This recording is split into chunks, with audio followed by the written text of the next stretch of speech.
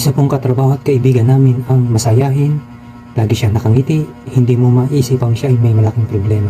At nakalulungkot po, this week lang nakita siyang nakasabit sa kanilang banyo. Alam niyo po ang sabi ng embalsamador, pang-anim siya sa kaso ng suicide this month. Nakakalungkot po, uso po ito ngayon. Kaya po tayo nag-come up sa ganitong uri ng topic upang paalala po sa ating sarili, o maaaring sa ating mga mahal sa buhay. Hindi rin po ito pagiging judgmental sa kanila.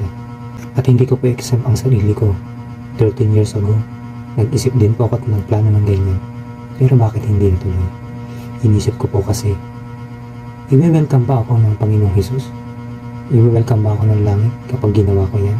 Sasabihin ba ng Diyos, ng Panginoong Jesus, na welcome, good and faithful servant?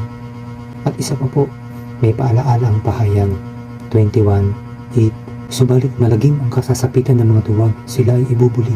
FYI din po, sa Biblia, ang suicide po ay uri ng pagpatay. It is a form of killing. Wala kang pinatay na iba, pero pinatay mo naman ang iyong sarili. And that is murder. So malaking pagkakamali at kasalanan po yan. Kahit po ang simbahang Katoliko, kapag nalaman kayo ng suicide, hindi kayo mimisahan ng pare para kayo mailibing.